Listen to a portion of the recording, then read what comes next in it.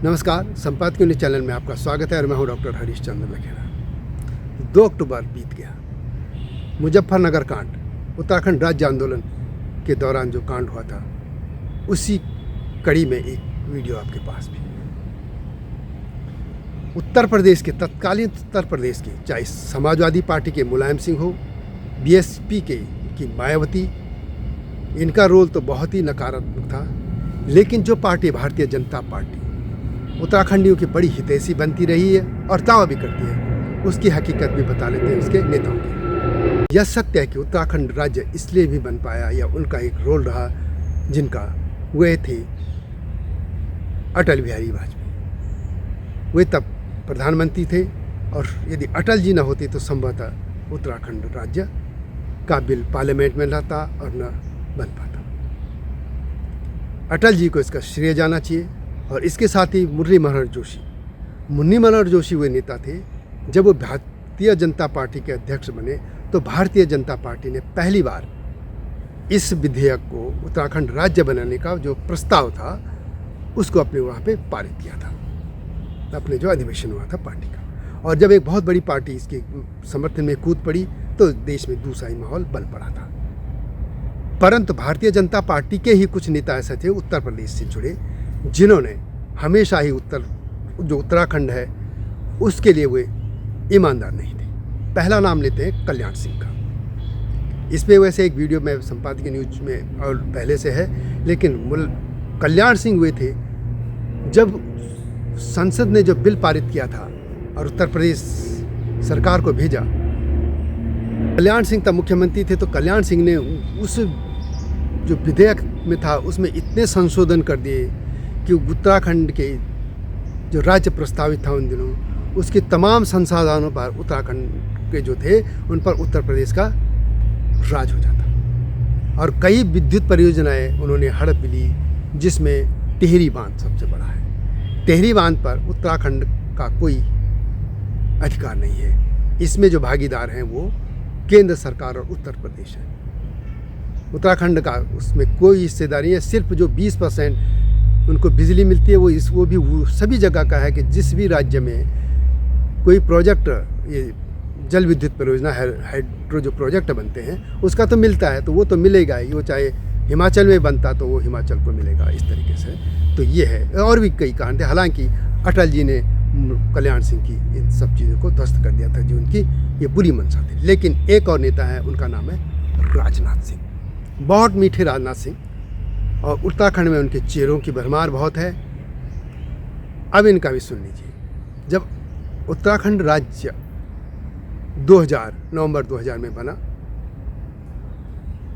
और उस दौरान प्रधानमंत्री अटल बिहारी वाजपेयी थे, और जो ये राजनाथ सिंह है वे थे कृषि मंत्री।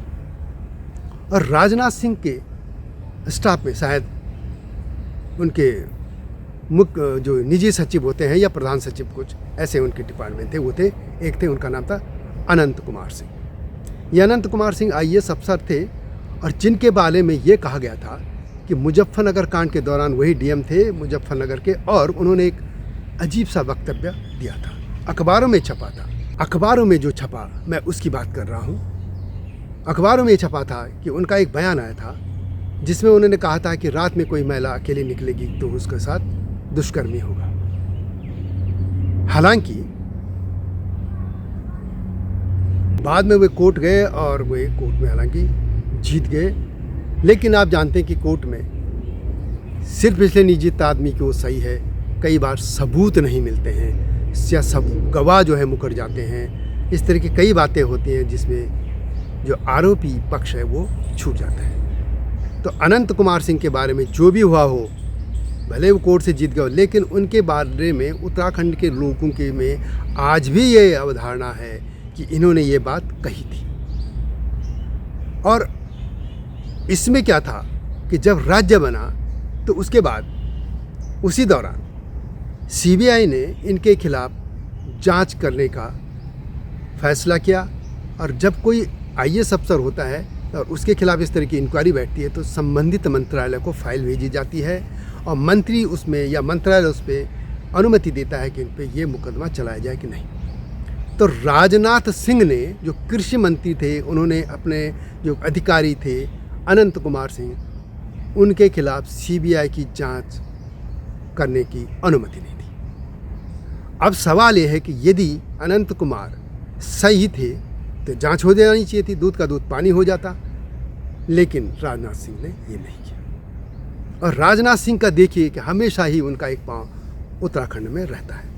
पहले उन्होंने अपने एक बीएसएफ का कोई फौजी थे, उनका समधी, तो उसको उन्होंने मंत्री बनवा दिया था। वे बीएसएफ का कोई फौजी थे और वे इतने बाद में तरीके से वो लोगों में अलोकप्रिय हो गए कि कहते हैं कि किस्सा जो प्रचलित है, सच हो झूठ हो वो जाने, लेकिन जो दिल्ली तक हम लोगों के पास आई थी वो बात ये थी कि वो किसी नाई के यहाँ बाल कटवाने गए और किसी और नाई बाल काट रहा था, तो ये लड़ बैठे कि मेरे बाल क्यों नहीं काटा पहले, और उन्होंने मारपीट या कुछ विवाद हुआ था। तो खैर वो बीएसएफ के फौजी तो मंत्री बना के राजनाथ सिंह अपने समधी को बैठे, ऐसा नहीं हुआ।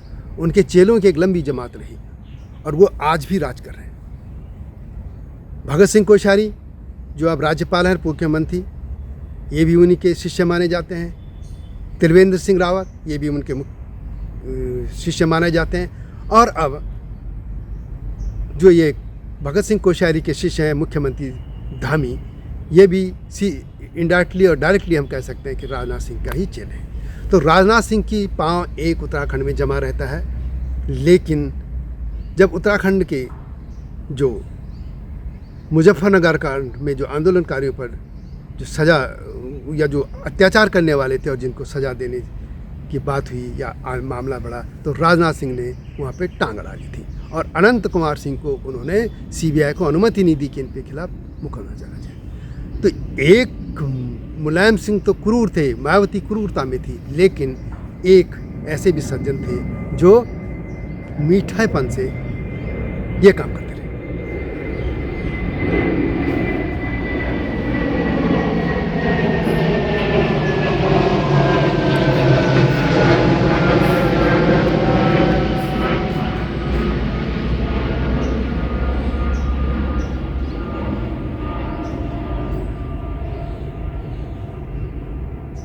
और इसके अलावा कांग्रेस के तो नारायण दत्त तिवारी थे ही। नारायण दत्त तिवारी जब आंदोलन हुआ था उन दिनों उत्तर प्रदेश कांग्रेस के अध्यक्ष थे।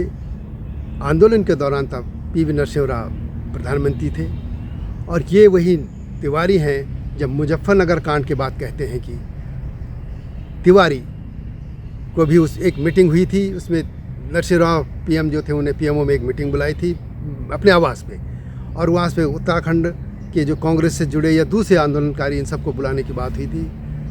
वे सहमत थे कि यूटी यानी केंद्र शासित प्रदेश उत्तराखंड को दे दिया जाए, लेकिन उसी मीटिंग में एनडी तिवारी भड़क गए। उन्होंने कहा कि मेरी लाश में बनेगा उत्तराखंड, और उन्होंने कहा कि राज्य नहीं बनना चाहिए, और उसमें कांग्रेसी आपस में भिड़ गए थे और नरसिम्हा राव जो है उस मीटिंग को छोड़कर भीतर चले गए और वो मामला वहीं दब गया था। ये तमाम बातें उन दिनों की जो अखबारों की रिपोर्ट आई थी, जो सीरियस रिपोर्ट थी, वो सब मेरी पुस्तक उत्तराखंड आंदोलन और स्मृतियों का हिमालय में दर्ज है, आप इसको पढ़ सकते हैं। तो इस तरह हम देख सकते हैं कि उस दौरान के ये तमाम नेता, चाहे बीजेपी हो, उत्तर प्रदेश की मैं बात कर रहा हूँ, कांग्रेस के हों, समाजवादी पार्टी के हों, बसपा के हों, ये किस तरीके से उत्तराखंड के साथ कोई सामने और कोई पीठ पीछे छुरा घोंप रहे थे उत्तराखंडियों के पीठ पर। वो तो धन्य हो अटल बिहारी वाजपेयी, एक महान नेता, एक युग दृष्टा नेता। जैसे नेता बहुत कम पैदा होते हैं जिनकी वजह से उत्तराखंड बना।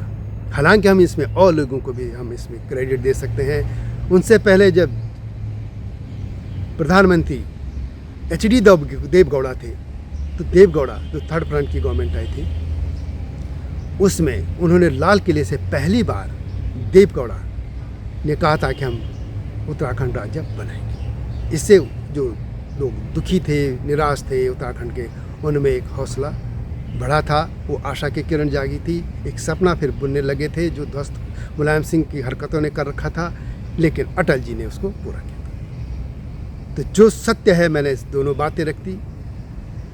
आप देखिए कि कौन वे लोग थे जो उत्तराखंड के लोगों के बीच में छुरा घूमते रहे। आपको इतिहास देखना होगा, समझना होगा। और आप देखिए तो वो एक पुस्तक मेरी जो 3 साल की मेहनत पे लिखी गई थी उत्तराखंड राज्य को लेकर, उत्तराखंड आंदोलन स्मृति में, उसे देखिएगा। ये वीडियो कैसे लगी कमेंट में उसे लिखे, और संपादकीय न्यूज़ चैनल को लाइक और सब्सक्राइब करना न भूलना। अगली वीडियो की प्रतीक्षा कीजिए, तब तक नमस्कार।